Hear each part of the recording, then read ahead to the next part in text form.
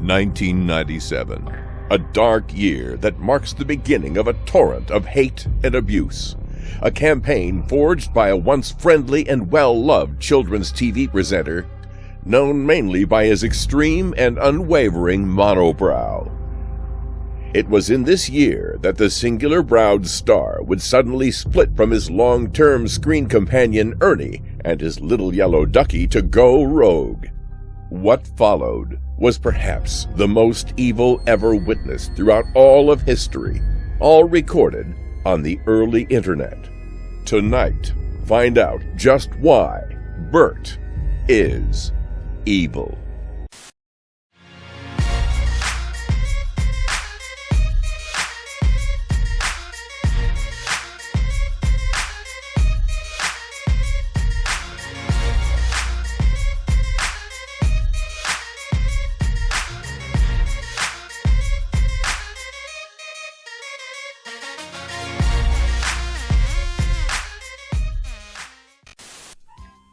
It's weird to think that Bert started off in 1969 as a lovable, hapless, yet grouchy character on the children's TV show Sesame Street, just meandering through his day in a way that so many of us can relate to, with the somewhat imperious Ernie to help him. Maybe it was that uneasy power play with Ernie which made Bert go off course. I can hardly blame him. But to be fair, Bert always felt a bit evil, didn't he? Like there was something just beneath his persona, something darker, just waiting to creep out like a serial killing nightmare. Just look at him here, driving those unwitting children to their doom. They have no idea of the peril they're in, the poor idiots. So a few months on, when photos like this started emerging on the early internet, maybe it wasn't that surprising. He was bound to end up in the tabloids for something. But March 1997 was really just the start of a slippery slope.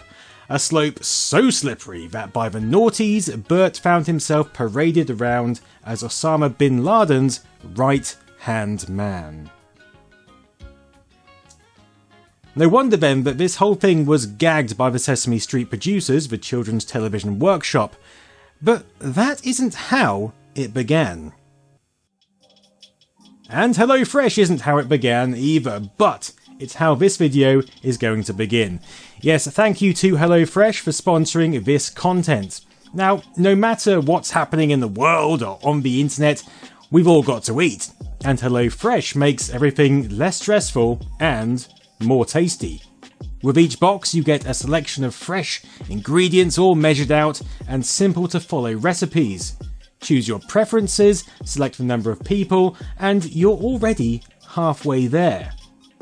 There are options for everyone, including family friendly, quick, fit and wholesome, and veggie, which is essential for plant munchers like me. What's also essential for people like me is the wide variety of quick and easy recipes to minimise prep and make cleanup hassle-free.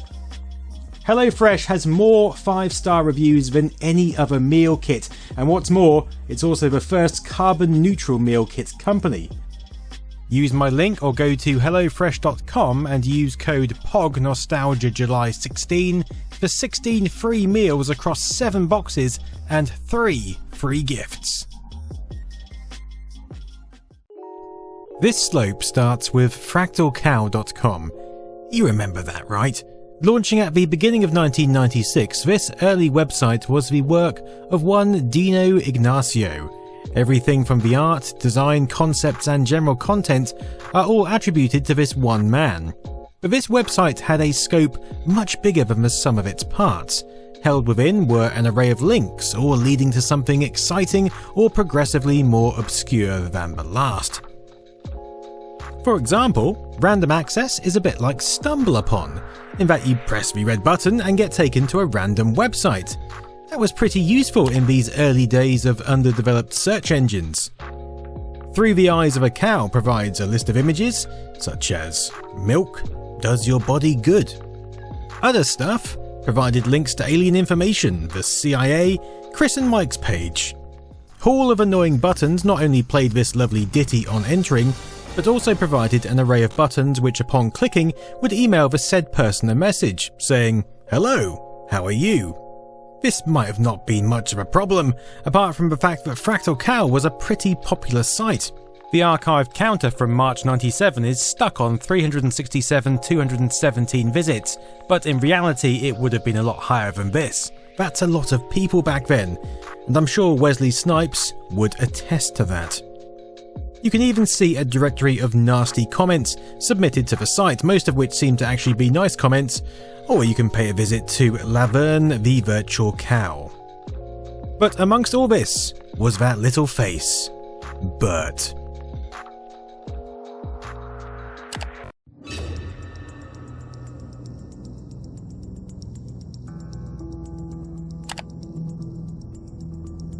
The Bert is Evil webpage didn't look all that different from your typical conspiracy theory site of the time.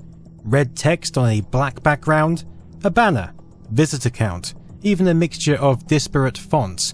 But the content was very different from the norm, to a point where it was almost... was it? Believable? We have reason to believe that Bert of Sesame Street is evil, and you should keep your children away from him. Here in these pages are collected incriminating images and documents that prove that Bert is not the lovable, harmless geek he so successfully makes us think he is. A warning underneath informs us that this page has been brought to you by the letter H and the CIA. This mugshot is the OG Bert is Evil image, pulled, we are told, directly from the files of the San Francisco Police Department. But what's a mugshot without the evidence that put him there? Looking through the image archive, the full horror becomes known. Here we find Bert at the assassination of John F. Kennedy, with sources claiming that Lee Harvey Oswald and Bert were friends in Korea. Here we find Bert pushing his seedy lifestyle onto Ernie. Ernie is of course a gasp, and apparently went home crying. Here he is standing right next to Hitler. Apparently he was one of his most diabolical generals. Some say he was a clone or ancestor of Bert rather than the Bert we know and love. Of course, there are many other photos. Some show deplorable acts, others show connections with people considered problematic at the time. Then there's the image with Mr. Hooper. Now, Mr. Harold Hooper was one of the first humans to appear on Sesame Street, making his first appearance in November 1969. He ran the local convenience store and cafe, the main place for Muppet interaction. Sadly, the actor who played him, Will Lee, died in December 1982 at the age of 74. Rather than recasting the role, the Children's Television Workshop decided to have the much-loved Mr. Hooper pass away as well, introducing the concept of death to many of its young audience for the very first time. I'm gonna miss you, Mr. Looper. However, rather than suffering a heart attack as posited in the press, here it was alleged that Bert was the man responsible, blurring the lines between Bert outside of the TV show and his life within. The story goes that Richard Pryor was a user of crack cocaine, with Bert acting as his supplier. Mr. Hooper found out and, being a good man, wouldn't tolerate it, and so Bert decided to hush him rather than face the consequences. I told you this was dark, and we are not even at the bottom.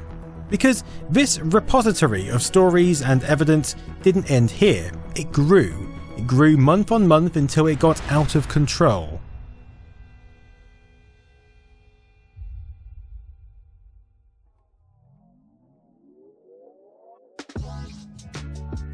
But before we get there, let's go back to this guy, Dino Ignacio. He kindly agreed to speak to me during the making of this video to fill in the blanks and correct some misconceptions. Dino was a 21-year-old fine art student when he first conceived of Fractal Cow in 1995. Armed with the HTML editor Hotdog, you remember that, and a pirated copy of Photoshop 4, The premise, which really came to fruition by 1996, was quite simple. He just wanted to make a couple of friends laugh. But that idea quickly grew larger into a place to share art and stories on a web that badly needed an injection of comedy. Remember, this was before Frog in a Blender, Hamster Dance, and anything else like that. After the initial start, a few other collaborators joined Dino, including Victor J. Zulin, Ross Gilbert, Wout Reinders, and Jasper Hulshoff-Pohl. This entertaining site then quickly became a doorway to other sites and content, a homepage, if you will, to combat the insipid dryness of offerings from the likes of AOL and CompuServe. Remember, this was way before we all bundled onto a search engine to find what we needed. This was an internet navigated by links and discovery. Things were more exploratory back then. It was also before lawsuits were commonplace everywhere. Companies were just a bit more relaxed. In fact, the Children's Television Workshop had no problem with the Bert is Evil parody site, and actually found it funny, or at least they did at this point. Dino told me that they even sent him a photo of the corkboard from their office break room, featuring an image of Bert is Evil across it. Everything was in good humour, although Dino had joked about the worst case scenario right from the start. When first creating the Bert is Evil page, he wrote this message. A message to the Children's Television Workshop. Dino is good. Hello CTW. If you guys have seen this page, you must be at this very moment gathering all the information you can about me and preparing your lawyers to sue me. Let me make your job a little easier and tell you about myself. My name is Dino Ignacio. I'm a 22-year-old freelance graphic designer. I come from the Philippines. I run a design studio called Fractal Cow Studio. I design websites and album covers and stuff. It pays good money, but it's not as fun as playing around my personal site. Bert is Evil is my current favorite of all the stuff I have made. It exercises my skills in graphic manipulation, and it's a damn great way to release frustrations. I don't really hate Bert or think he is evil. In fact, he's my favorite Sesame Street character. I grew up on this show. I do hate Elmo though.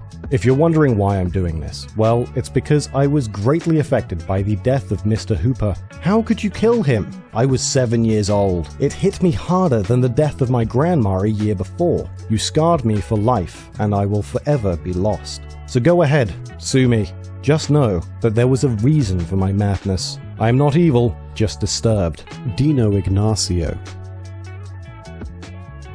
In the making of this video, Dino told me that aside from Mr. Hooper, Mr. T ate my balls, one of the original internet memes, and the tabloid The Weekly World News inspired him to create Bert is Evil, as he loved the reality-distorting stories it dished up.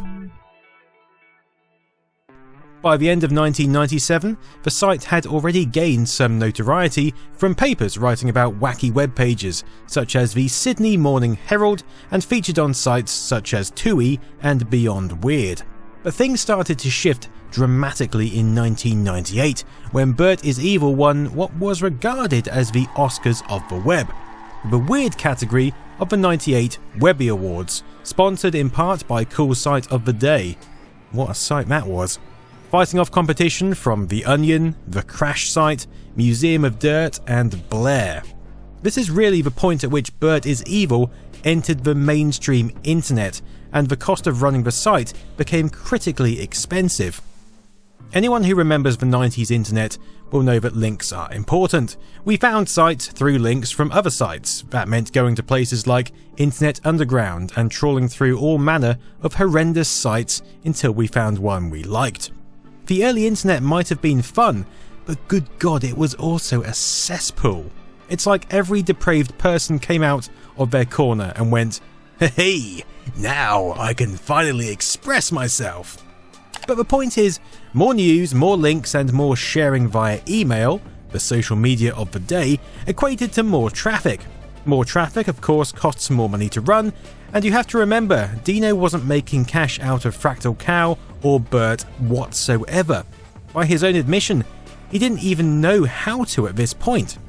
The internet was still this quirky playground of interest and expression rather than the capitalist hellscape of today. Well, unless you made money from GIF porn banners, that is. Shortly after the awards, Dino would post a statement. Over the past 2 years, Bert is Evil has been the highest hitting part of FractalCow.com. We have received tons of mail, both negative and positive. We have been featured in other websites, radio shows, TV shows, and newspapers the world over. We received countless awards, including the Webby Award for Weirdest Site of 1998. The support from all of you has been tremendous. Thank you. All this exposure has generated so many hits that we can no longer afford to keep the site up.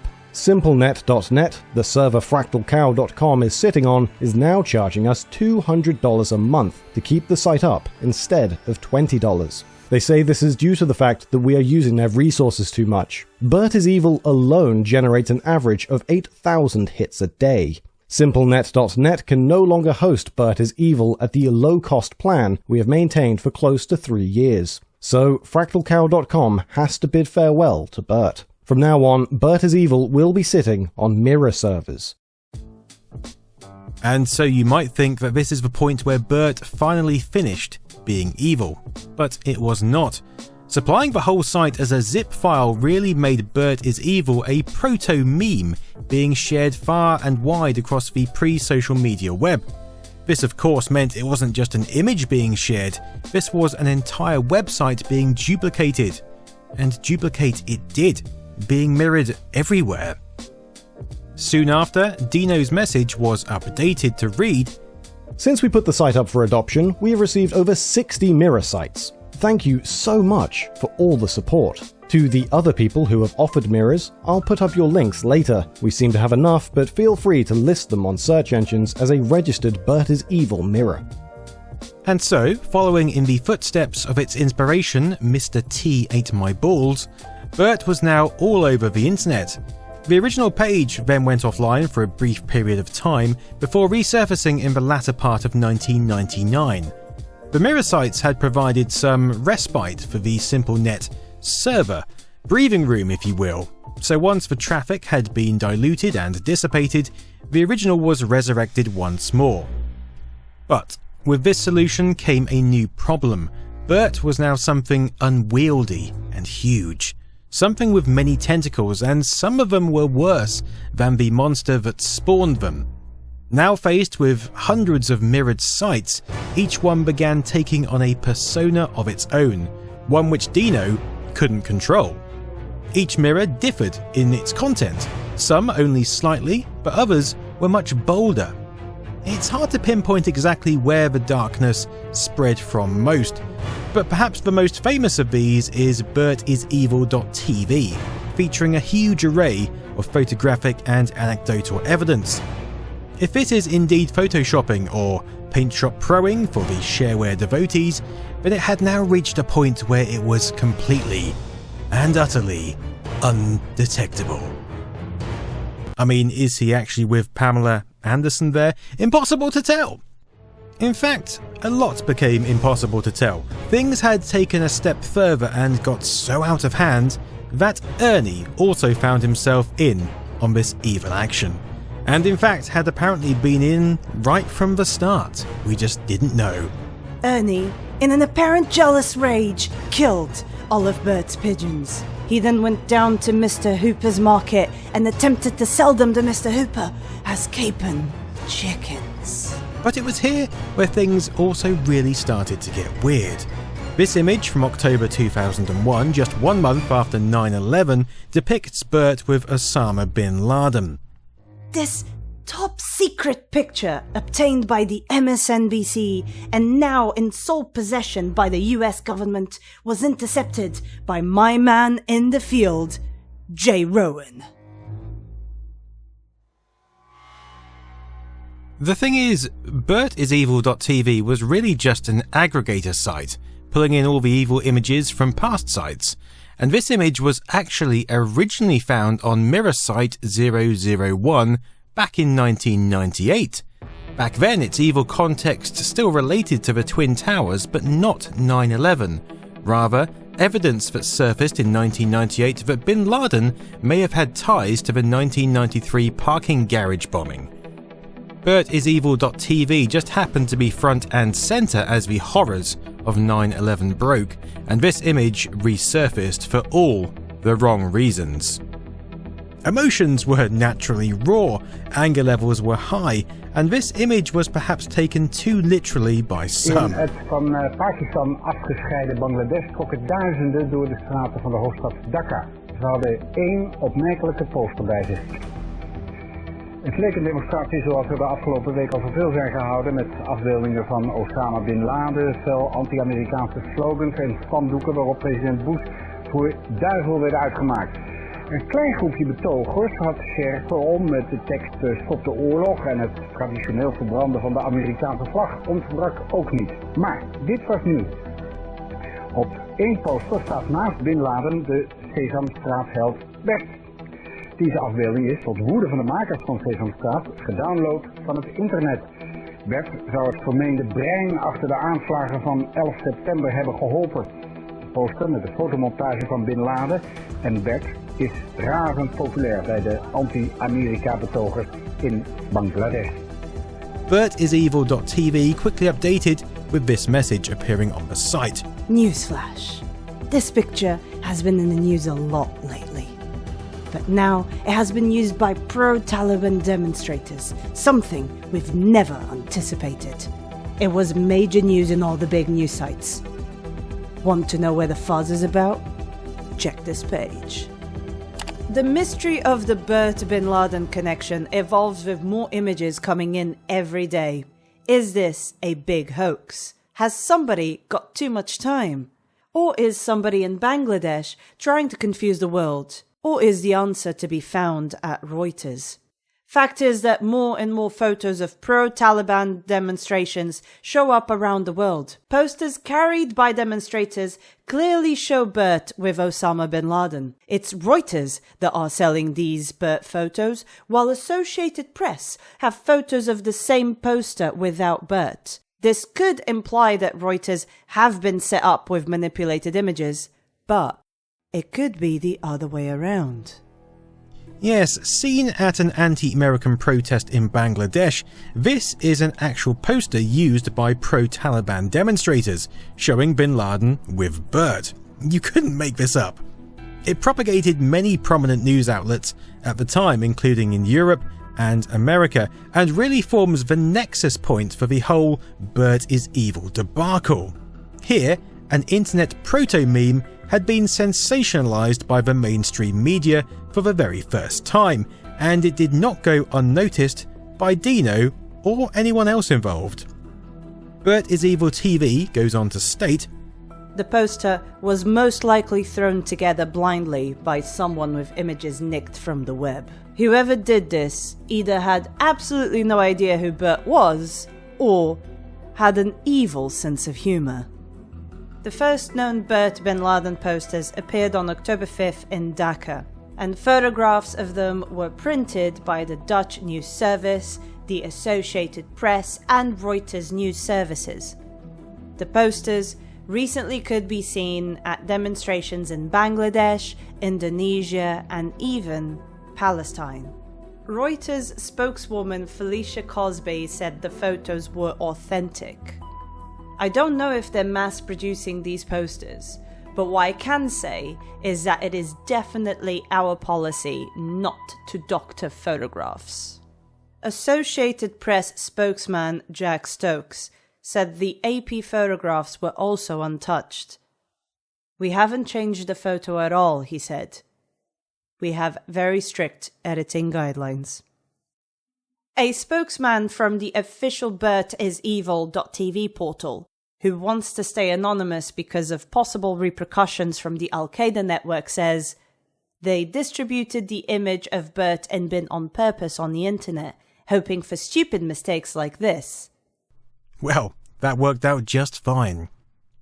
The exact reasons for Bert's appearance on the poster were initially unknown, but a Snopes investigation found that the posters were printed by a shop in Dhaka called Azad Products. Mustafa Kamal, who ran the shop, said, "We did not give the pictures a second look, or realise what they signified until pointed out to us." It was reported that around 2,000 of these posters were printed off for demonstrators angry over the US-led attacks on Afghanistan, with footage of those demonstrations making its way onto news outlets worldwide.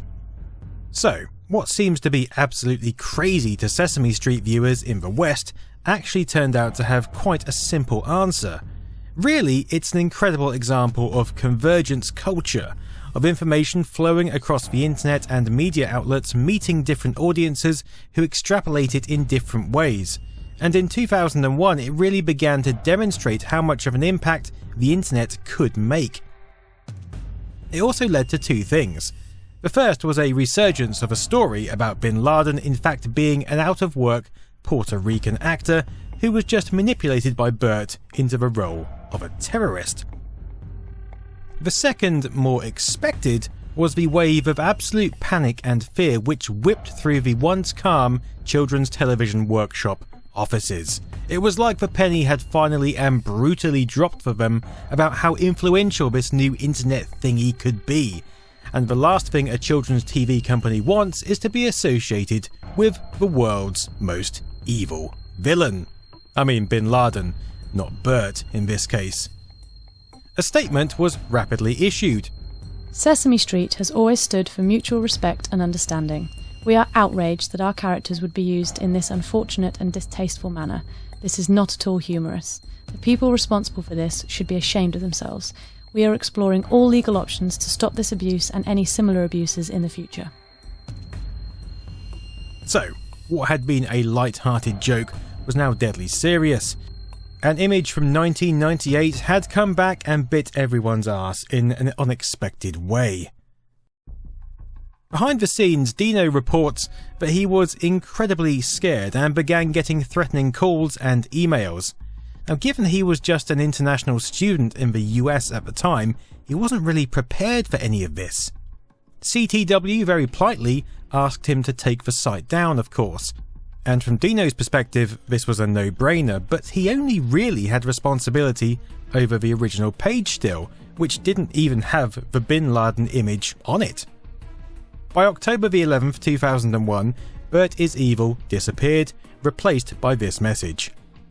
I have taken down the Bert is Evil site from my server. I would like to thank Sesame Workshop for their patience and restraint all these years. I implore all fans and mirror site hosts of Bert is Evil to stop the spread of this site too. This is not selling out. I was not bullied. I am not being a pussy. I am doing this because I feel this has gotten too close to reality, and I choose to be responsible enough to stop it right here. I want to thank all the fans who laughed with me all these years. Thank you to the mirror sites who continued the legacy beyond what I started. Thanks to Victor J. Zweelen, N. Ross Gilbert, Wout Reinders, and Jasper Holshoff-Poll, who helped me build the site back in the early days. Thank you to Tiffany Schlein and the Webby Awards team for believing in me. Many thanks to the press who have helped me get my site noticed, specifically the now-defunct magazines Internet Underground and The Web. Thank you to Lloyd Kaufman and the .com staff who brought Fractal Cow back to life. I hope my other projects will receive an ounce of the appreciation you all showed Bert is Evil. Thank you very much. Dino Ignacio. Dino hoped that this would be the end of the matter, but flooded with messages, he would soon find himself having to post an update, just 4 days later. In response to all of you who have emailed me criticizing my decision to kill the site, I post this email I wrote to one of you. I really appreciate you writing to me. In all honesty, it was a very hard decision to make. I literally killed a part of myself today. If Fractal Cow represents different parts of my psyche, I just killed the rebellious part of my soul today in lieu of the part that dictates to be responsible. My main motivation in killing the site is that I hope it helps stop the idea from germinating any more into the mainstream. I fear that it may destroy the character's credibility with children. I cannot allow that to happen. I myself grew up on Sesame Street, and it was an important part of my childhood. Bert is Evil and its following has always been contained and distanced from big media. This issue throws it out in the open, with articles, emails, and news websites referring to it. Children are bound to hear about it. I think I had to draw the line there. It really sucks. I hate part of myself right now. You actually are giving voice to that rebellious punk in me. I appreciate you doing that. But the punk boy has to succumb for the moment. Don't worry, there's more where it came from. Dino. And so ended Bert's evil reign, at least in an official sense. Many of the mirrors also went offline out of respect to Dino's request. However, some remained, including the infamous BertIsEvil.tv, one of the longest running of the mirror sites, probably due to making so much money from aforementioned porn banners.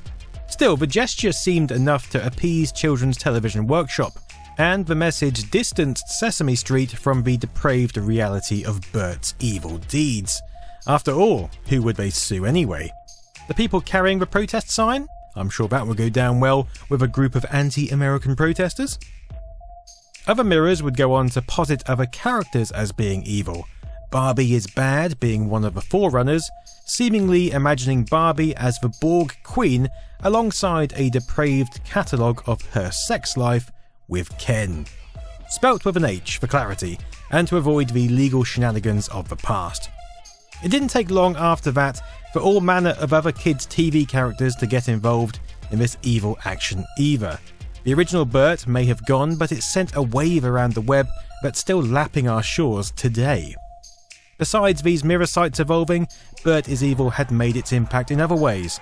By 2003, the brilliant musical comedy Avenue Q premiered off-Broadway at the Vineyard Theatre, featuring parodies of Sesame Street characters but with real-world problems, including roommates Rod and Nikki, who are very clearly takes on Bert and Ernie. Yep, Bert is Evil had definitely made its mark well outside the confines of the internet. But it had also changed how the internet was perceived by the world. It was no longer this frivolous playground. It was a place of consequence and potentially dire consequences. Ignore it at your peril. As for Dino, well, he went on to achieve greatness in many fields. I asked him what he's been up to, and he told me, I have since been working in the entertainment technology industry. I spent about a decade and a half in video games, VR, and metaverse companies. I am currently a senior design manager at Roblox.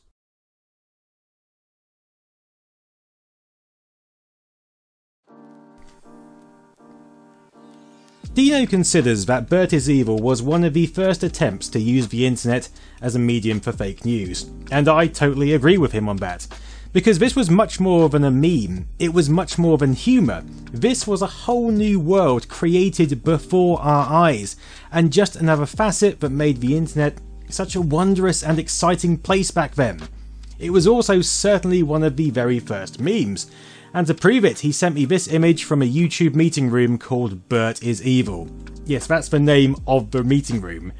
But apparently YouTube have an array of meeting rooms named after the very first memes. I don't know about you, but I for one would love to block out Mr. T ate my balls for a day. I'd like to say a big thanks to Dino for helping me make this video. He tells me that there may be scope for a Bert is Evil revival at some point in the near future, so stay tuned for that. If you're interested in checking out Bert's past, there are even still mirrors up today. Or if you're into it, check out fractalcow.com on archive.org, and whilst you're there, donate to their cause, because the work they do is absolutely critical in maintaining our history, and for videos that I make. Until next time, I've been Nostalgia Nerd. This guy has been Bert, and this one, he's Ernie. Toodaloo.